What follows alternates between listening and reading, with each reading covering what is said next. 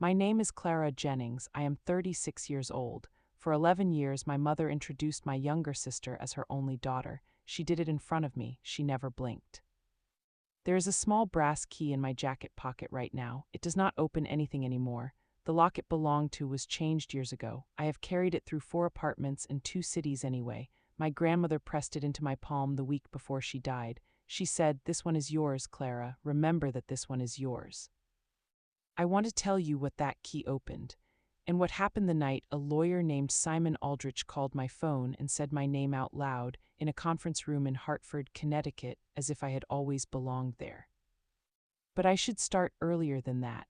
I should start in my mother's kitchen on Willow Bend Road on a Sunday in October, with lemon polish on the counters and coffee that never quite left that house.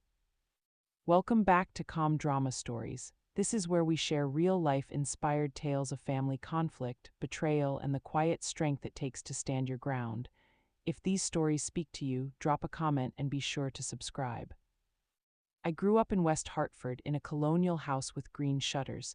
My father bought it in 1988, 2 years before I was born. My sister Vanessa came 4 years after me. From the start, our mother, Diane, made a kind of arithmetic out of us. I did not understand it until I was much older. Vanessa got piano lessons. I got a hand-me-down recorder from a church rummage sale. Vanessa's photograph sat on the mantel in a silver frame, mid-spin in her tap shoes. Mine went into a shoebox in the hall closet, the one with the broken latch. I do not say this to make you feel sorry for a child who missed out on piano lessons. Children survive smaller griefs than that every day. I say it because it was the first line in a story my mother had already decided to tell, long before I understood I was in it. The one who noticed was my grandmother, Eleanor Whitfield, my father's mother. She lived 11 minutes away on Sycamore Court in a small brick house with a sunroom she called her study. There was very little studying done in there. Mostly there was tea, old records, and a roll-top desk with a brass lock that took the small key I still carry. My grandmother noticed things and said nothing about them for a long time. Then, when it mattered, she said exactly one true sentence. I did not understand that pattern until I became a woman who does the same thing. When I was 12, she gave me the key. She told me the desk was mine to use whenever I wanted. Anything I kept in there was private. She would never look inside without asking. She kept that promise for 6 years until she died. Inside that desk over time, I kept the things that did not fit anywhere else in my life. A ribbon from a science fair my mother forgot to attend. A letter from my father written the year before he left. A pressed flower from my grandmother's garden. And a small stack of index cards where, starting at 14, I wrote down things my mother said, word for word, because I was starting to suspect that if I did not write them down, I would someday doubt my own memory of them. I am a conservator now. I work at the Wadsworth Atheneum in Hartford, restoring paintings and documents other people have given up on. The job takes a particular kind of patience. You do not rush a 200-year-old canvas. You do not force flaking paint back into place. You stabilize it slowly and you trust the process even when it looks like nothing is happening. I have thought more than once that my mother trained me for this job without meaning to. I spent my whole childhood watching things happen slowly underneath the surface and learning not to touch them until I understood exactly what I was looking at. My supervisor at the museum, a woman named Diane Aucaffer, no relation to my mother beyond a first name that still catches me sometimes, told me once that the best conservators have already learned, somewhere in their own lives, how to sit with something broken without panicking. I did not tell her where I had learned that. I remember being 9 in the driveway on Willow Bend Road practicing free throws against the garage door. My mother came out to call us in for dinner and stopped to watch Vanessa doing cartwheels on the lawn. She clapped for Vanessa. She told me to come inside before I scuffed the door. I did not think anything of it at the time. Children do not have the vocabulary yet for patterns. They only have small moments, one after another, that eventually add up to something they can name much later. There was a piano recital when I was 11. Vanessa was too young to play that year, but my mother sat in the front row anyway to watch a family friend's daughter perform. Afterward, she took Vanessa for ice cream to celebrate her sitting still through a whole concert. I had the county spelling bee that same week. I placed second. My mother asked how school was in a general way. I told her about the spelling bee. She said, "That's nice, honey," and turned to ask Vanessa what flavor ice cream she wanted that weekend. I do not think my mother was cruel, not in any dramatic sense. I think she was tired and distracted and married to a man who was slowly pulling away from the family in ways none of us understood yet. Somewhere in the middle of her own exhaustion, she found it easier to give her attention to the child who reached for it loudly and let the other one manage on her own.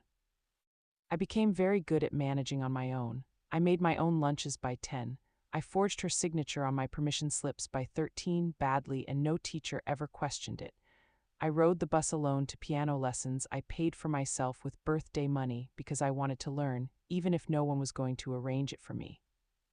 My grandmother noticed all of this quietly. She started inviting me to Sycamore Court every Sunday when I was around 10, ostensibly to help in the garden, though we spent just as much time at her kitchen table as we did among her roses.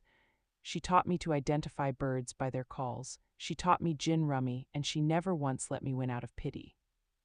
She was the first adult who ever asked me how I was doing and waited for the real answer instead of the polite one.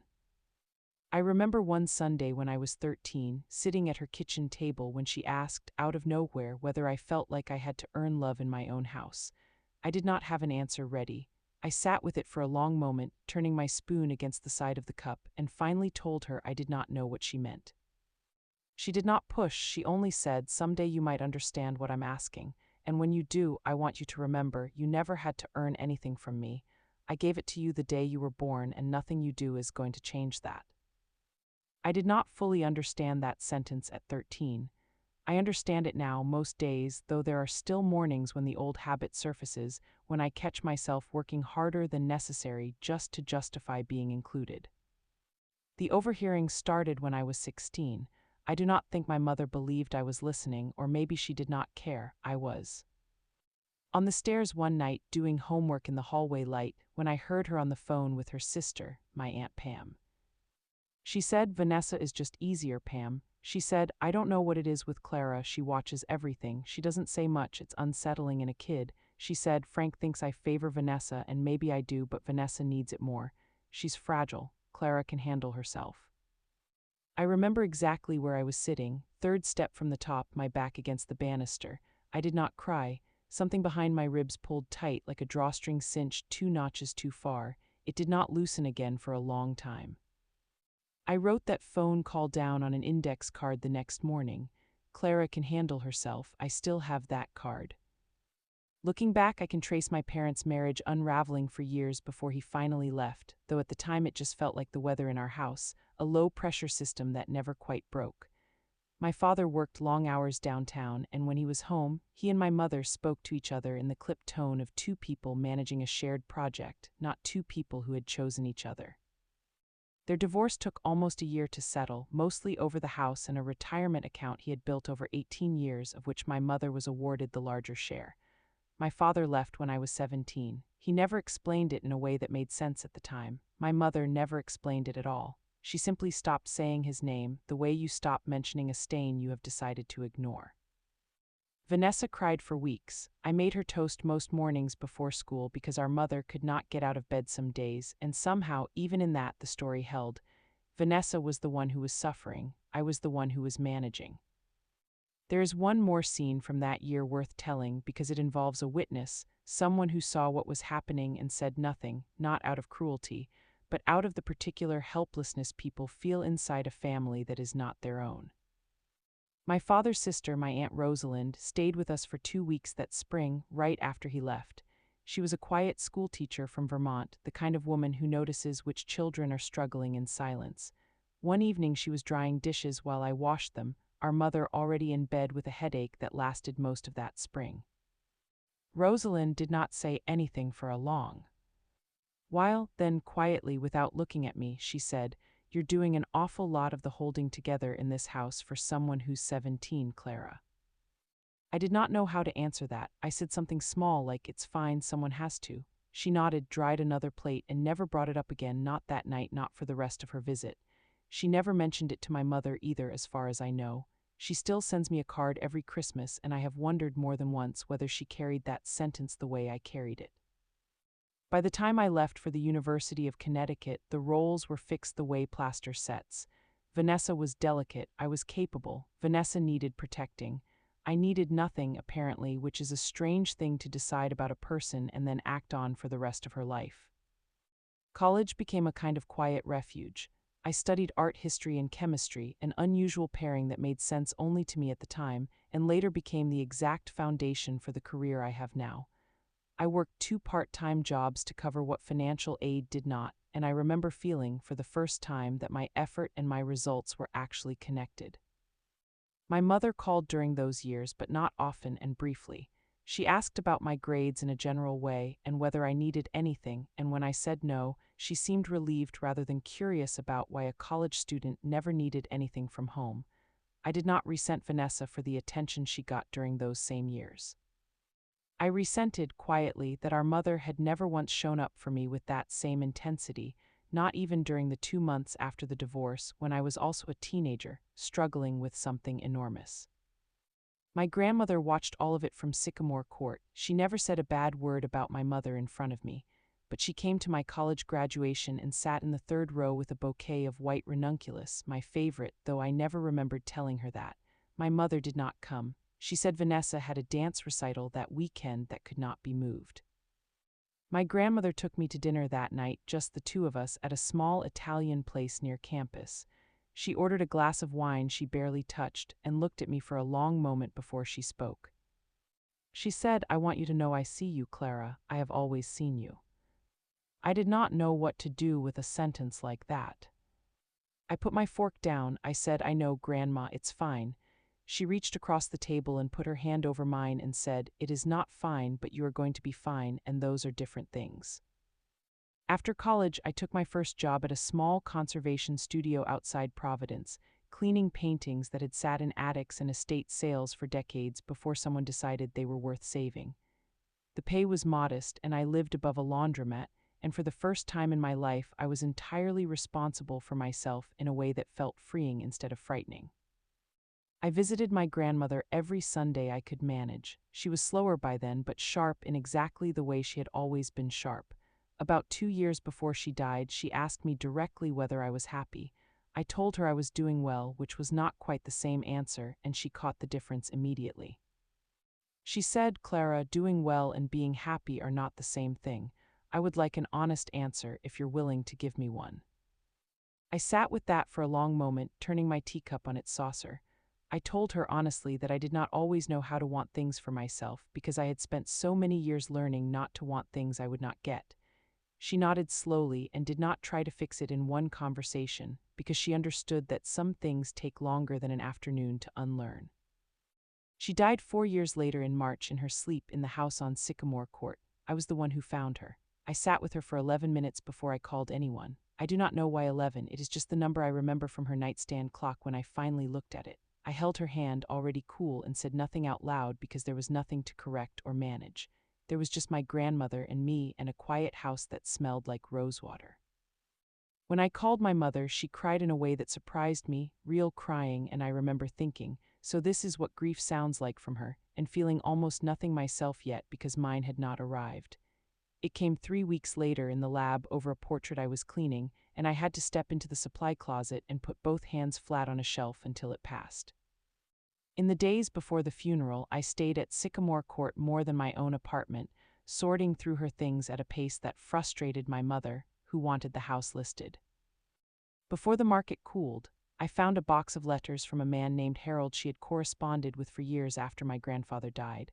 I found a folder of newspaper clippings about my science fair win when I was 12, carefully preserved, though I never once saw her in that audience. She had found a way to be present in my life even from a distance, collecting evidence of who I was becoming, the way you might build a case you intend to argue someday. The funeral was small. My mother handled the flowers and the church. I handled the eulogy because no one else offered, and I stood at a podium in a stone church on Farmington Avenue and talked about a woman who kept a brass key just for me. I told them about the roll-top desk, the promise she made never to look inside without asking, 6 years of Sunday afternoons learning gin rummy and the names of birds. I did not tell them about the phone call I overheard at 16 or the sentence from the Italian restaurant. Those felt like mine to keep. My mother sat in the front pew, dabbing her eyes with a folded tissue, and afterward told me it was lovely, Clara, just lovely, in the same tone she might have used for a nice centerpiece. I was not disappointed. I had already stopped expecting my grief to be witnessed by her in any deeper way, and there was a strange relief in that. The will reading was brief. My grandmother left her house to my father, who by then lived in Arizona and had no use for it, so it was sold within the year. She left her jewelry, mostly costume pieces, split between my mother and my Aunt Pam. She left me the roll-top desk and everything inside it, which no one else in the family wanted anyway, because to them it was just an old piece of furniture with a lock. I had it shipped to my apartment. I did not open it again for a long time. Grief works strangely that way. Sometimes the thing you love most becomes the thing you can least bear to look at. That was 9 years ago. I think about those 9 years now as a quiet holding pattern, a stretch where nothing dramatic happened, but everything kept accumulating underneath the surface, the way sediment builds in a riverbed long before anyone notices the water has changed course. I built a career. I built a small, careful life. I did not know that my father was quietly building something 40 minutes away in Litchfield County, one stone at a time, without ever once mentioning it to me. I want to pause here and ask you something, because I think many of you already know the answer in your own lives. Have you ever had a person in your family who was quietly written out, not through one dramatic event, but through 1,000 small ones, so gradual that by the time you notice the shape of it, it already feels permanent? Tell me in the comments. I read every single one, and if you haven't subscribed yet, now is the time, because what happens next is the part I've been building toward this whole time. I moved to Hartford for the position at the Wadsworth.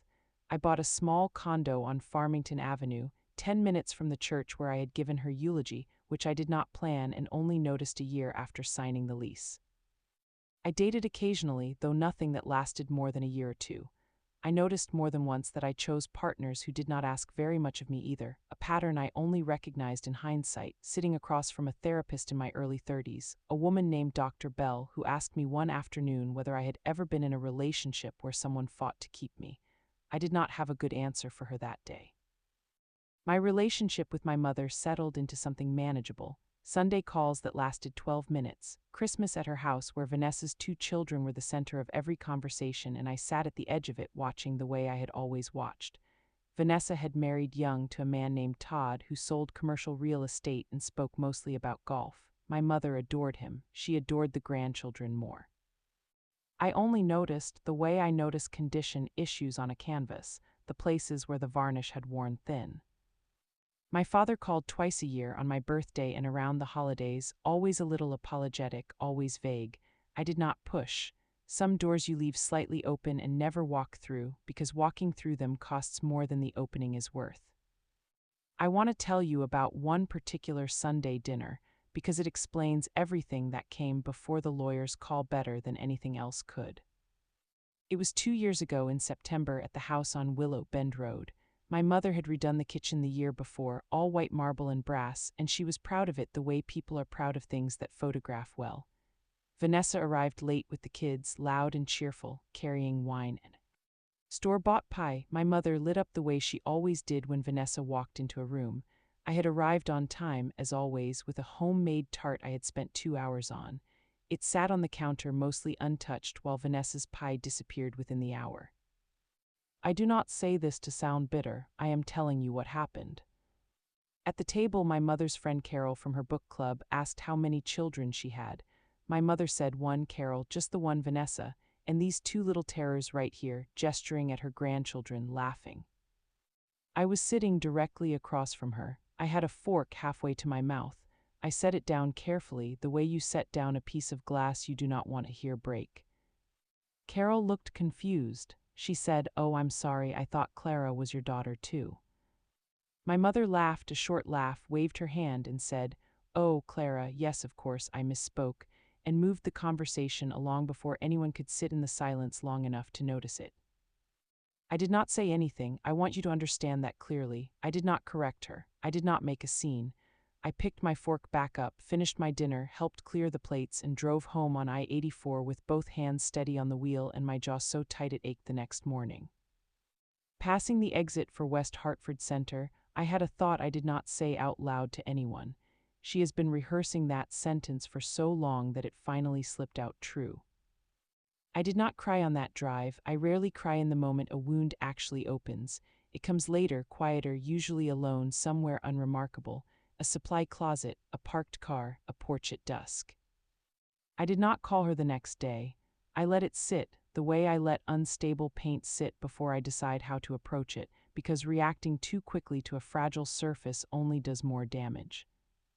My father called 3 weeks later, which was unusual since it was neither my birthday nor the holidays. He sounded strange, careful in a way I was not used to. He said, "Clara, I need to tell you something, and I need you to just listen for a minute before you ask anything." He told me he had pancreatic cancer, diagnosed 4 months earlier. He said he had chosen not to tell me sooner because the treatments were not working, and he did not want to spend our limited calls talking about dying. He asked me to come see him in Scottsdale before it got worse. I flew out 2 weeks later on a red-eye that landed at 6 in the morning and drove straight to the hospital instead of checking into a hotel first. I did not want to waste a single hour of whatever time was left. He was thinner than I expected, even having braced myself on the plane. The room faced east, and the desert light came in sharp and gold against how tired he looked in the bed. There was a small succulent on the windowsill, a nurse's gift, and I remember focusing on it for a moment before I could make myself look at his face. He smiled when he saw me, reached for my hand before I had fully crossed the room, and said, "There she is," in a voice much smaller than I remembered. We talked about small things at first, my job, the weather back home. It was only on the second day, when his girlfriend, Susan, had stepped out for coffee, that he became more direct. Some of what he told me I am keeping for myself. I will tell you that he held my hand and told me he was sorry for leaving when I was 17, and sorrier still for not fighting harder to stay part of my life after. Near the end of that visit, he told me one more thing I did not understand the full weight of until months later. He said, "Clara, I set something up for you a long time ago, something separate from your mother, separate from Vanessa. There's a man named Simon Aldrich in Hartford. He has the paperwork. When the time comes, he'll call you." I asked him what he meant. He was tired by then and the nurse was hovering, and he only said, "You'll understand when Simon explains it. Just promise me you'll take his call. Don't let your mother talk you out of anything. This is yours, Clara. It was always going to be yours." I flew home 3 days later. My father died on a Thursday in February, 5 weeks after that visit. The funeral was small, a handful of his coworkers, and Susan, who cried harder than anyone else there and told me quietly that he had talked about me often, more than I would have guessed. She told me near the reception that he used to show her photographs on his phone of a museum exhibit I had worked on, or an article that mentioned my name, and that he talked about my work with a kind of quiet pride she rarely saw him show about anything else. She had once asked him gently why he never simply called and told me these things himself. He went quiet for a moment, then told her he did not know how to start that conversation anymore. After so many years of silence, and that he was afraid of what it would mean if I did not want to hear from him. I did not know what to do with that, standing in a rented reception hall with a paper cup of coffee going cold in my hand. It changed how I understood the distance between us, turning what had felt like indifference into something closer to an ordinary kind of fear. Susan and I still talk every month or two. She told me once that he kept a photograph of me on his office desk for years, tucked behind a family photo so no one would ask about it. She found it by accident, looking for a stapler. When she asked him about it, he seemed almost embarrassed and simply said, "That's my daughter," and changed the subject. My mother did not attend the funeral. She said it would not be appropriate, given the divorce, given the years. Vanessa did not attend either. I stood at that graveside in the Arizona heat, mostly among strangers, and I thought about the brass key in my jacket pocket, though I had not planned to bring it, and somehow I had. Life resumed its shape, the way it does even when you feel it should not be allowed to. I went back to work within a week, mostly because I did not know what else to do with my days. I went to Vanessa's son's birthday party in June and brought a telescope he had mentioned wanting, nearly $140, more than I usually spend on gifts, but it felt that spring like something I needed to give generously despite everything.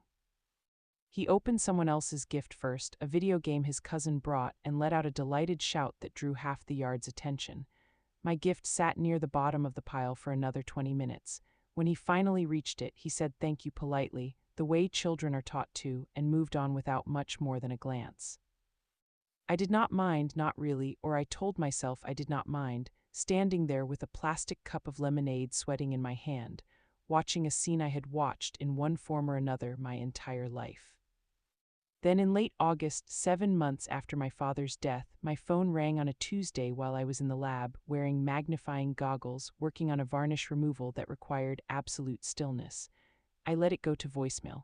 I finished the section I was working on, took off my goggles, and listened. A man's voice, careful and formal, said, "Ms. Jennings, this is Simon Aldrich of Aldrich and Cole in Hartford. I represented your father, Frank Jennings. I need to speak with you at your earliest convenience regarding his estate. Please call my office when you're able." I stood there for a long moment, phone in hand. I thought about my father's voice in that hospital bed. "This is yours, Clara. It was always going to be yours." I did not call back that day. I let it sit overnight, the way I let everything sit before I touch it. The next morning I called. A receptionist put me through. Simon's voice was exactly as careful in person as it had been on the voicemail. He asked if I could come in the following Monday for what he called a formal reading of certain provisions. He said Vanessa and my mother would not be present. This meeting was specific to me. I did not ask why over the phone. He said he would rather explain everything with the documents in front of us. I agreed to Monday at 10. I did not tell my mother that week. I did not tell Vanessa. I told almost no one except my closest friend from the conservation studio, Priya, who had known me long enough to notice my hands shaking slightly when I mentioned the voicemail. She came over that Thursday with a bottle of wine neither of us finished, and we sat on my balcony while I told her everything. She listened without interrupting, a habit she said she picked up from years of sitting with damaged paintings and learning not to rush toward conclusions. She asked what I thought it meant. I told her I did not know, but that my father's voice kept replaying in my head, and that I had a strange, quiet certainty that whatever this was, it had been building for a long time without my knowledge. I did not sleep well that week. I sat at the roll-top desk most nights going through the old index cards. Clara can handle herself. I read that one 3 times. Monday morning, I drove into Hartford, parked on Pearl Street, and walked into a building with Aldrich and Cole etched in brass on the lobby directory. I took the elevator to the 6th floor, genuinely nervous for the first time in longer than I could remember, my palms damp against the strap of my bag. Simon Aldrich was a man in his 50s, gray at the temples, with a gentle, unhurried way of speaking that reminded me oddly of my grandmother. He offered me coffee, which I declined, and led me into a small conference room with a folder on the table. He sat, folded his hands, and said, "Ms. Jennings, your father came to me 11 years ago, not 7 months ago, not after his diagnosis. 11 years ago, he asked me to set something up that he did not want disclosed to anyone else in the family until his death." My stomach tightened. I asked what it was. He opened the folder. Inside was a document, several pages, signed by my father, dated 11 years earlier. The same year, I would realize later, as the September dinner where Carol first asked how many daughters my mother had. Simon told me my father had set up an irrevocable trust, funded initially with $340,000 from an inheritance he received when his own mother passed, grown over 11 years to just over $610,000. I was the sole beneficiary. I sat very still. Simon waited, the way people wait when they understand what silence does to a person in that first minute. Then he said, "There's more, Ms. Jennings, if you're ready." I said I was. He explained that the trust was structured as an irrevocable spendthrift trust under Connecticut law, which meant that even if my mother or sister tried to challenge it, the protections built into the document would make a successful claim extremely unlikely. He walked me through the statements page by page, the initial funding, the slow, steady growth through a conservative portfolio my father had reviewed with an advisor twice a year without fail for over a decade. He pointed to a line near the bottom of one page. "Your father made an additional contribution of $22,000 last year, Ms. Jennings, after his diagnosis. He wanted you to know that even while he was sick, he was still thinking about this." I looked at that number for a long time. $22,000 added by a dying man to a trust he had never once mentioned while he was healthy enough to explain it himself. Something in my chest was not quite grief and not quite anger, something closer to the specific ache of understanding a person too late to thank them properly.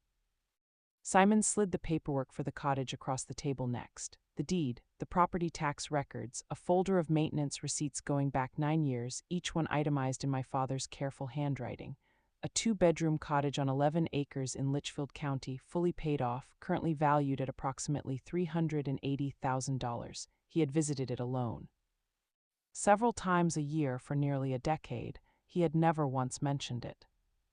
I asked why I had to hear about a cottage in Litchfield County from a lawyer instead of from him. Simon slid a second document across the table, this one handwritten, folded twice, my father's handwriting unmistakable even after all these years. He left this for you, Simon said. He asked me to give it to you privately and let you read it before we discuss anything further. The air conditioning hummed, the folder sat open on the table. My own hands unfolded a letter from a dead man in a law office on Pearl Street on a Monday morning in August. I read it slowly. He wrote that he started the trust the year I turned 25, not long after a phone call with his mother, my grandmother, in which she told him what she had overheard at a family gathering. The same conversation, it turned out. Vanessa needed things more. I could handle myself. He wrote that he had failed me in the years after the divorce, that he let distance become an excuse, that he could not undo the damage of those years, but he could make sure I was never again the daughter left out of the arithmetic. He wrote that my grandmother had called him from her kitchen table on Sycamore Court the week after that overheard phone call, not to accuse him of anything, only to say, Frank, someone needs to see that girl, really see her, before it's too late to matter. He wrote that it took him 3 more years to act on it, and that those 3 years were the ones he regretted most out of his entire life. He wrote about the cottage. He chose Litchfield County because it reminded him of a trip we took together when I was 6, before things fell apart, a weekend at a bed and breakfast near Lake Warramog, one of the only unclouded memories he had of being briefly a good father. He wrote that he hoped someday I would bring my own daughter there and tell her a different story than the one I grew up inside. He wrote one more sentence I have read more times than I can count. Your mother will say I am playing favorites, and maybe I am, Clara, but I spent 36 years watching her play favorites first, and I decided very late that I was allowed to correct one wrong before I ran out of time to correct it. I sat with that letter for a long time. Simon did not rush me. At some point I became aware that my face was wet, and I had not noticed the moment it started. He told me gently that under Connecticut law the trust would stand regardless of how my mother or sister felt about it. It had been properly executed, witnessed, and funded outside the general estate. There was very little legal ground for anyone to contest it, though people do sometimes try, especially family, especially when money is involved. He was right about that. My Aunt Pam called first before my mother did, which surprised me, since Pam and I had never been especially close. She said, Clara, I heard about the trust. I'm not calling to lecture you. I waited, unsure what she was calling for instead. She said, I remember that phone call, the one about you being able to handle yourself.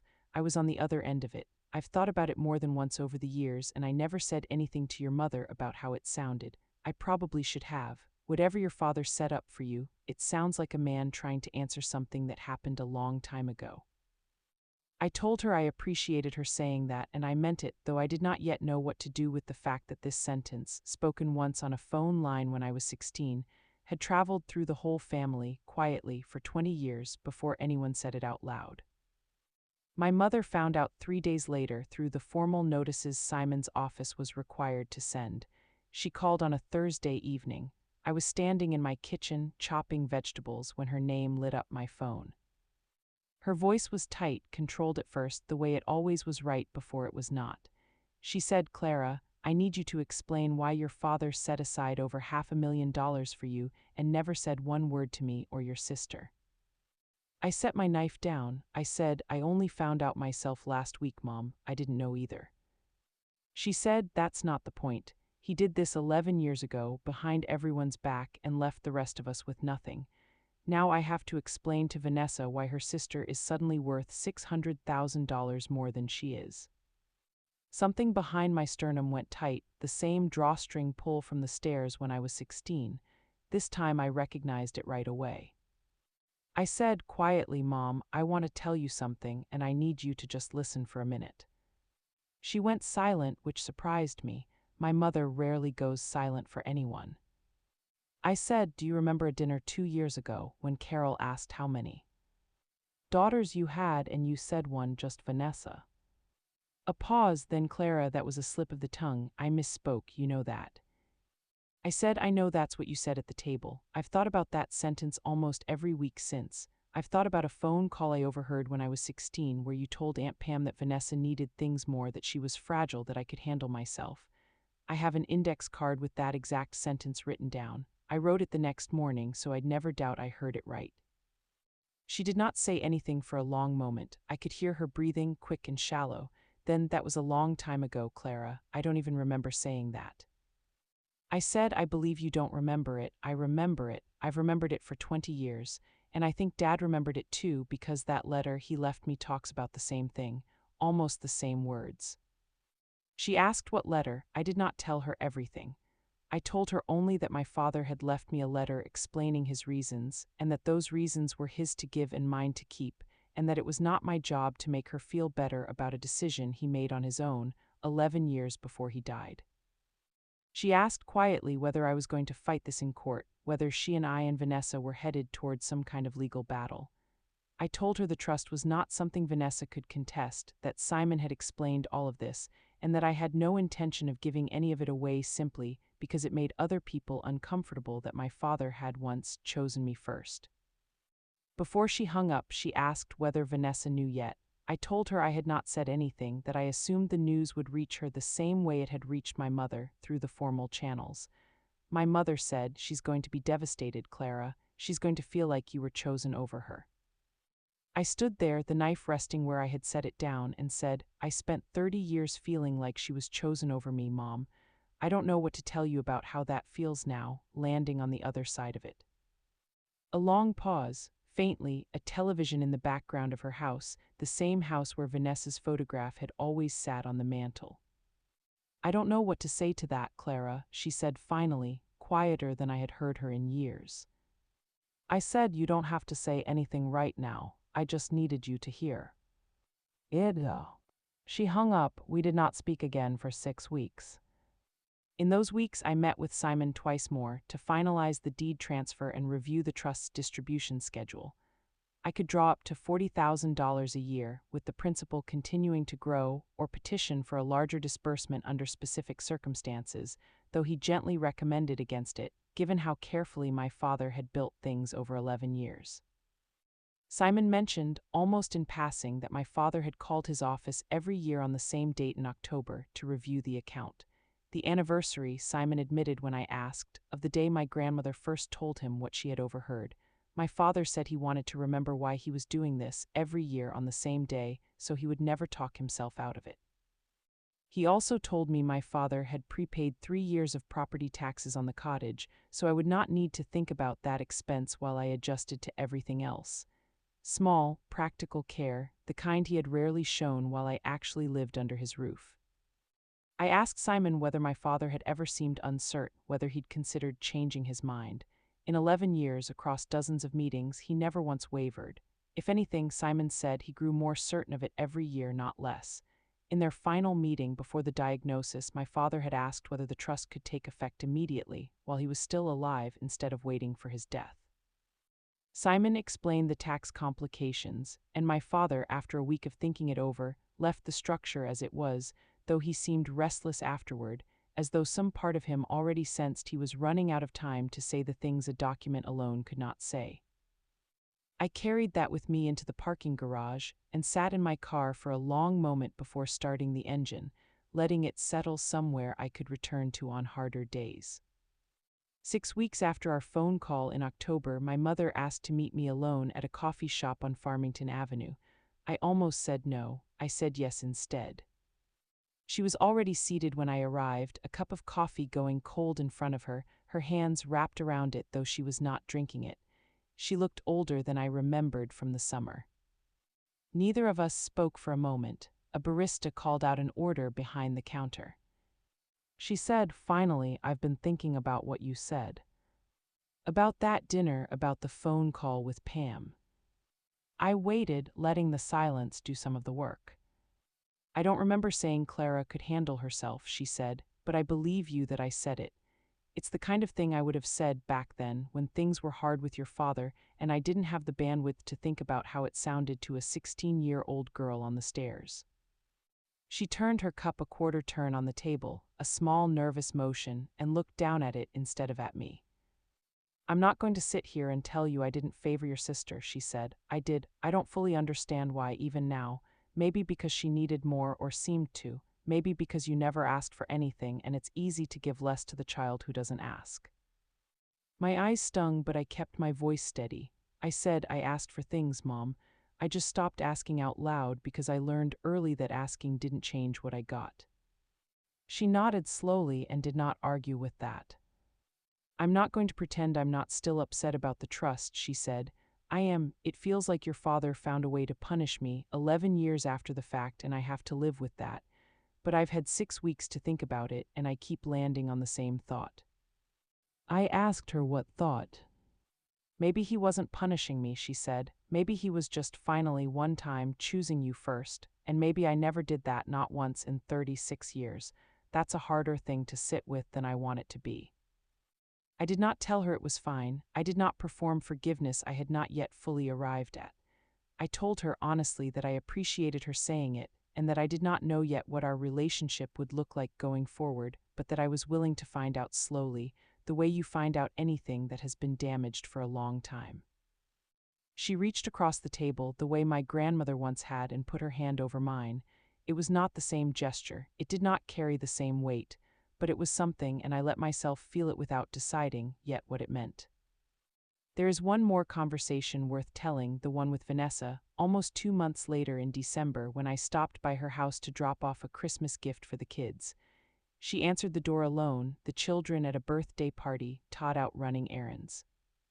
We stood in her kitchen, which still smelled like cinnamon candles, and for a moment, neither of us mentioned the trust at all. Then she turned from the counter, drying her hands on a towel, and said, I'm not going to pretend I'm okay with all of it, Clara. $600,000 is a lot of money to find out about after the fact. I said, I understand that. I found out the same way you did, after the fact. She set the towel down and looked at me directly, which she rarely did. Do you know what's strange, she said. I've been so angry about it for weeks. Then last night I was putting the kids to bed, and I thought about that dinner 2 years ago when Mom said she only had one daughter, and I remembered laughing along with everyone else at the table because I didn't know what else to do. I did not say anything. I let the silence hold the space. I think I've spent my whole life being the daughter who got noticed, she said quietly, and I never once asked myself what that meant for you, standing right next to me the whole time. My throat tightened and I did not trust my voice, so I simply nodded. She reached out and touched my arm briefly, an unfamiliar gesture between us. I'm not saying I understand everything Dad did, she said, but I think I understand a little more of it than I did a month ago. We did not resolve everything that afternoon or that December. I want to be honest about that because I think too many of these stories end with a clean bow and life rarely offers one. My mother and I speak most weeks now, careful conversations, some still a little stiff. Vanessa and I are not fully repaired, though we are polite, and this spring I noticed my gift to her daughter got opened second to last, which felt strangely like progress. I kept the cottage in Litchfield County. I go most weekends now. 11 acres of maple and birch, a stone path my father apparently built himself over several summers, according to a neighbor named Walt, who told me my father used to come out alone most Saturdays and work on that path for hours, never explaining why. The cottage is small, 2 bedrooms, a stone fireplace, cabinets he clearly installed himself, slightly uneven in a way that made me smile the first time I noticed it. There are books on the shelves I did not expect, art history texts, titles on painting conservation he must have bought after I chose my career, though he never once mentioned reading them. I found a drawer in the kitchen full of photographs I had never seen. Printed and dated across nearly a decade, most were of the cottage itself, the changing seasons, the path slowly taking shape year over year. A few were of me from a distance, my college graduation, an art opening in Providence, a farmer's market in Hartford where I apparently never noticed a man standing near a produce stand with a camera in his jacket pocket. I sat on the porch the first time I found that drawer, until the light went from gold to blue and the crickets started up in the grass, and I let myself cry the way I had not let myself cry at his funeral. Alone, with no one there to manage or perform for. I found that same visit a small wooden box tucked in the back of a closet, locked, no key anywhere in the house. I have not forced it open. I have decided to let it sit, the way I let unstable things sit before I touch them, trusting that when I am ready to understand what is inside, I will know it. I asked Walt once if he had any idea what was in that box. He shook his head but told me something else instead. My father used to sit on the porch some evenings, alone with a glass of iced tea, watching the light change over the tree line. Once, when Walt asked what he was thinking about so intently, my father said, "I'm thinking about a girl who never once asked me for anything, and how I let that be an excuse for too many years." Walt did not know at the time that the girl was me. He only remembered the sentence because it struck him as an unusual thing for a man to say out loud to a neighbor he barely knew. I think about that sentence now almost as often as I think about my grandmother's from the Italian restaurant. "I have always seen you, Clara." Between the two of them, I have started to understand something I could not have explained clearly a year ago. Being unseen for a long time does not mean you were never worth seeing. It sometimes only means the people around you were looking somewhere else, and it takes one of them, eventually, choosing to look back to make you visible again, even if it happens far later than you deserved. My mother and I had dinner again last month, just the two of us, no book club friends, no audience to perform for. She has started asking real questions lately about my work, about the cottage, about whether I am happy, the same question my grandmother once asked me at that same kind of table years earlier. I do not always know how to answer it yet, but I am learning slowly that the answer might someday be yes, and that I am finally allowed to want it to be. I still visit the roll-top desk most evenings, the way I used to visit my grandmother herself. Some nights I take out the old index cards and read them again, not out of bitterness anymore, but the way you might reread an old case file, checking your own memory against the record. "Clara can handle herself," one card says, in handwriting I barely recognize as my own 14-year-old hand. I have decided the sentence can mean something different now, not a dismissal, not a reason to give her less. Simply a fact stated plainly about a woman who learned the hard way how to hold herself steady until someone else finally arrived to help carry the weight. For now, the key rests on the windowsill of that cottage, in the room I have started to think of as mine, catching the afternoon light through old glass my father never replaced, sitting somewhere different than it ever sat before, but finally, after all these years, exactly where it belongs.